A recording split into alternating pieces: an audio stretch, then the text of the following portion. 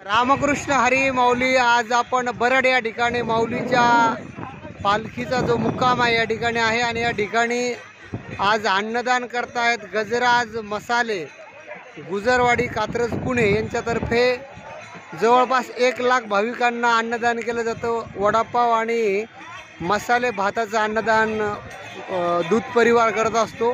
तर हे बघा आता वडापाव जे काही अन्नदान आहे चालू झालेलं आहे आणि आपण बघूया की कशा पद्धतीनं वडापाव हा वारकऱ्यांना दिला जातो।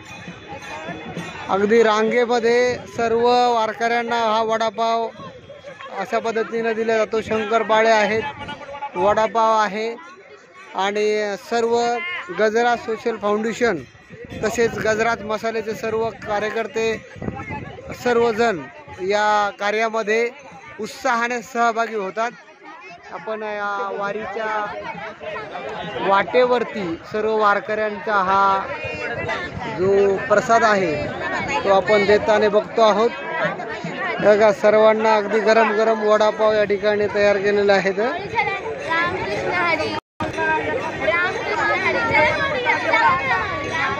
डोक्यावरती वजन घेऊन सुद्धा महिला पुरुष वारकरी या ठिकाणी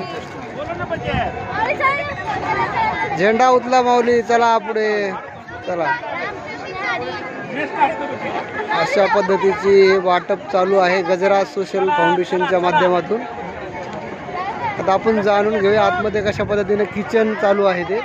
या ठिकाणी हे पावच्या लादी या ठिकाणी ठेवण्यात आलेले आहेत। हे सर्व पाव आहेत पॅकिंगमध्ये आहे आणि इकडे बाजूलाच वडापाव तळण्याचा इकडे काम चालू आहे। मसाले होत आहे, हे सर्व महिला या ठिकाणी वडापाव तळला जात आहे गरम गरम। अशा पद्धतीने वारकऱ्यांच्या सेवेसाठी हे सर्व काही चालू आहे। वडापावचा जो काही मटेरियल आहे ते तयार झालेलं आहे। इकडे मोठ्या पातेल्यामध्ये बटाटे उकडण्यासाठी टाकले आहेत।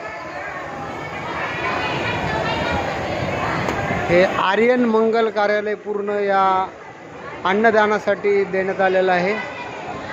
वारकऱ्यांच्या सेवेसाठी असलेले पोलीस बांधव देखील या ठिकाणी आस्वाद घेत आहेत। कसं आहे, छान आहे का? टेस्ट कशी आहे? चांगली आहे।